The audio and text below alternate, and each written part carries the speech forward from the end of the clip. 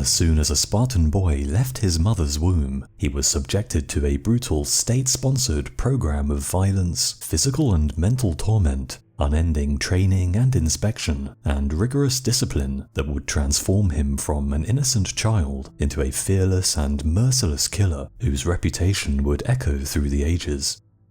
Designed to weed out the weak and forge its survivors into obedient machines of war, the ancient indoctrination program known as the Agogi was tasked with producing the finest soldiers on the face of the planet, citizen warriors who would be loyal not to their family, friends, or any one man, but to the Spartan state itself, prepared to fight and die for the very system that created them. Founded at some point in the 10th century BC, from its inception, the city-state of Sparta was beset by enemies, not just from other Greek states, but also from within. When the first Spartans settled the Valley of Laconia, they had subjugated and enslaved the area's original inhabitants, creating for themselves a formidable army of slaves and workers that freed Spartan citizens from the petty concerns of day-to-day life and the drudgery of manual labor, and allowed them to focus their entire society upon training and preparing for war. Ironically, it was this very army of subjugated slaves and workers that not only provided the abundance of free labor necessary for the Spartans to focus exclusively on war, but also the motivation to become so obsessed with building a powerful military. Dangerously outnumbered by the slave workforce, the Spartans rightly feared this large and resentful population of the downtrodden, the looming possibility of an organized slave revolt posing an ever-present threat to the Spartan way of life. With their army of slaves watching and waiting for the right moment to throw off the hated shackles of Spartan domination, at an unknown point in time an unusual education system known as the Agogi was formed, its prime goal to forge Spartan boys into the finest soldiers on the planet, unbreakable professional warriors who would happily lay down their lives in defense of their homeland. The Agogi became the key to Spartan dominance on the battlefield, the extensive and often brutal training regime boys were subjected to, producing highly disciplined phalanxes that could sweep aside enemies many times their number. These armies of men raised from birth to exclusively become warriors, earning a well-deserved reputation for their professionalism, discipline, and effectiveness in battle. Such was the power of a Spartan phalanx that it was said that, unlike other Greek city-states, Spartan kings required no city walls, for her unwavering soldiers were the walls of flesh and bone that protected the city far better than any wall of stone. Yet even before entering the Agogi, a Spartan boy's lifelong preparation for war had already commenced. Shortly after birth, newborn boys were carefully inspected for defects by a council of elders. If they were deemed to be unhealthy, flawed, or sickly in any way, they would be cast out and abandoned on the hills surrounding the city, where they would most likely die from exposure. Only the strongest could be allowed to mature into Spartan men. The weak had no place in the harsh warrior society that was being built from the ground up. Yet even those babies fortunate enough to pass this life or death trial still faced a childhood of examination and suffering. Boys were raised to be without fear of the dark or solitude, and deprived any kind of material or emotional comfort from their parents, the all-encompassing obsession with hardening their personalities, resulting in it becoming common practice to ignore babies when they cried, and they are even thought to have regularly been bathed in wine by their mothers, in the belief that washing with wine as opposed to water would help to strengthen his constitution. This strict and unwaveringly disciplined upbringing proved to be so effective that Spartan women are said to have been highly sought after as caregivers for the children of the rich and wealthy elites of other Greek city-states. At 7 years of age, boys would be unceremoniously taken from their families and formally placed into the Agogi training school. The Agogi was mandatory for all Spartan males, with only the firstborn son of noble families conveniently given exceptions. All Agogi students would live in communal barracks where they were grouped into smaller units known as packs, with whom they would eat and sleep with for the rest of their time at the Agogi. Each unit was led by an older boy who was elected by the rest of the pack. The entire training program that lay ahead, overseen by a senior official known as a boy herder. The pack leader was to be obeyed without question, this highly respected and popular captain, able to issue punishments at will for any perceived infraction of the rules, failure of discipline, or outright disobedience. These packs would become the boys' new family, and they were actively encouraged to break their ties with their blood parents, now considering all adult male Spartans to be a father figure.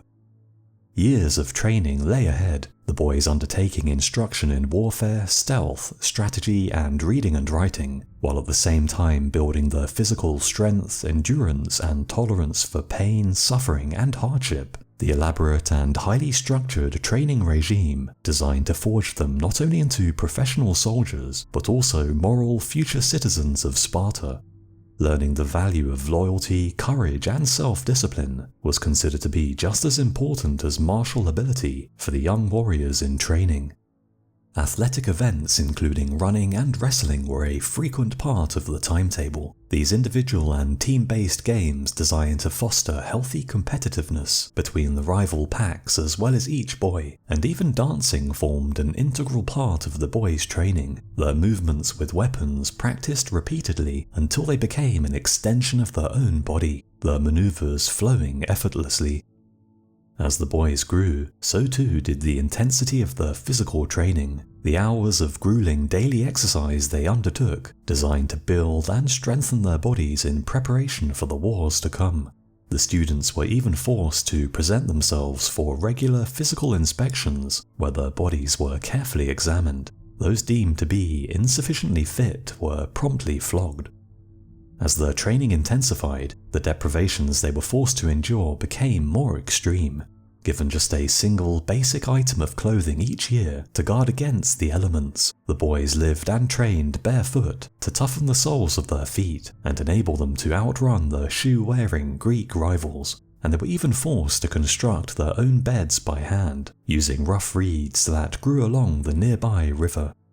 Food rations were plain and meager, the boys given just enough to keep them strong and lean, but too little to satiate their appetites. A good Spartan ate merely out of necessity for survival, and never indulged the pleasures of flavor and excess.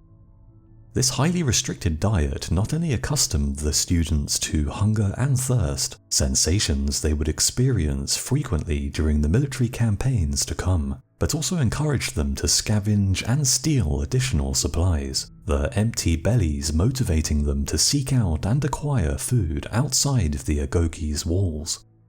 While theft might seem an unusual skill to teach warriors in training, the intention was to make the boys more cunning and resourceful, learning from a young age the importance of stealth and moving unseen through hostile territory.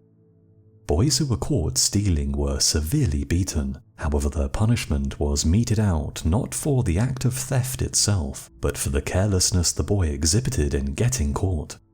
Eagerness to avoid detection was so pervasive that one account speaks of a student allowing a stolen fox he was carrying under his cloak to tear out his bowels with its razor-sharp teeth and claws, rather than release it and thus be discovered.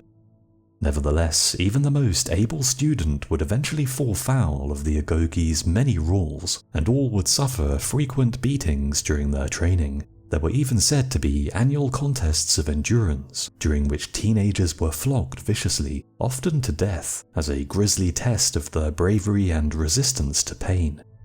While seemingly barbaric and unnecessarily cruel, the intention behind such hardship was to toughen the boys up and prepare them for life at war, where pain, suffering, hunger, and discomfort were commonplace.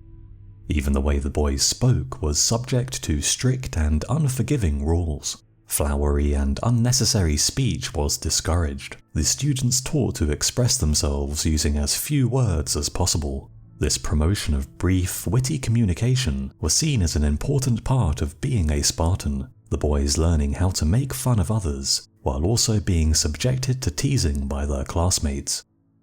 This verbal sparring was actively encouraged by the older Spartans, who would often intentionally instigate fights and arguments between the students in an attempt to bring out their aggression and get them used to standing up for themselves instead of shying away from confrontation. Even Spartan girls would join in the hazing, ridiculing the young men and singling out trainees considered weak or cowardly so as to shame them into bettering themselves. As the recruits reached adolescence, the training became far more combat-orientated, the young men engaging in mock battles and hand-to-hand combat, gradually gaining expertise with swords, spears, and shields, expertise that would mean the difference between victory and defeat, life and death. It was at this point in their training that the older Spartan men began spending far more of their time watching over the students, frequently attending training sessions and carefully observing the boys' progress, chastising those who were deemed to be falling behind and offering guidance when necessary, seeing themselves not just as teachers of the young, but also fathers to this next generation of warriors. The presence of these battle-hardened veterans both inspired fear in the trainees, while at the same time spurring them on to excellence. The shame of failing or demonstrating weakness in front of the older men, who would have been heroes in their eyes, simply too great to bear. As a symbol of their transition from child to adult, the teenage boys began eating in a common mess hall with Spartans of all ages, as a way of integrating them into adult society as they built social bonds with the wider community. It would be during these transitory teenage years that recruits were expected to undergo a rite of passage, a period of 1 year spent living alone in the wild, where they were forced to pit their wits against nature and survive by any means necessary. Unarmed and without shoes or bedding, the trial was designed to test everything the boys had been taught during their training. The initiate was expected to live off the land while remaining undetected by others, the entire ordeal a severe and unforgiving test of a young man's stealth, resourcefulness, and ability to thrive in solitude. Only by putting into practice the years of lessons in discipline, adaptability, and self-reliance could the initiate hope to succeed, as those who failed to complete the rite could not earn the coveted place as a Spartan citizen. At the age of 20, the Spartans who had survived and overcome this 13-year training and indoctrination program were finally considered to be men and were now eligible for active military service. As part of the Spartan standing army, they could be sent to war at any time, and although their time at the Agogi had ended, they were nevertheless expected to dedicate their lives to perpetual training and preparation for battle. All pointless distractions were to be avoided. The pursuit of wealth, luxury, pleasure, and comfort was shunned, the Spartan warrior instead devoting his life to the army, his every waking hour to improving his ability to wage war. These newly promoted soldiers were now entitled to live in the main military barracks with the rest of the army, however they were still not considered to be full citizens. A form of dining club made up a vital part of their continued training and development. Entry to a club was by election only, with each applicant only gaining membership through the consent of a unanimous vote held by the club's current members. These male-only mess halls were an important method for integrating the new warrior, the young men eating with soldiers of all ages every night, time which would prove invaluable for the sharing of wisdom and experience. By the age of 30, a Spartan man was finally considered to be a full citizen, having earned his place among the other Spartans. He could now vote and partake in the state's political affairs, and as a reward for obtaining citizenship, was granted an allotment of land farmed by his own slaves. With 10 years of military service under his belt, he was now required to find a fertile woman and marry, the pair expected to produce healthy offspring to keep the Spartan war machine running in the years to come. The unfortunate souls who had failed to meet the stringent standards of the Agogi were denied such privileges and relegated to live out the remainder of their lives in shame. Yet for the newly appointed citizen, there was no time to rest on his laurels. A Spartan could be called to war right up until 60 years of age, and was expected to remain in peak fighting condition. There was a general understanding that no man could simply live as he pleased. His life was not his own, it belonged to the state. Physical training, military drills, and educating boys at the agogi would fill a Spartan's days. However, despite the harshness and unending discipline of the life he lived, the results of such an extreme lifestyle and education program speak for themselves. Again and again, Spartan warriors would prove their brilliance and aptitude for combat on the battlefields of the ancient world, as they repeatedly smashed armies many times their size, earning a well-deserved reputation for being near invincible. Taught to live without fear and fight to the last man, surrender was seen as the worst fate that a Spartan could suffer, and only men who fell in combat and women who died in childbirth were entitled to have their names inscribed on their tombstones. Even mothers are said to have sent their sons to war with the warning to either come back with their shield or on it, a stark reminder that returning home with only victory or death was acceptable.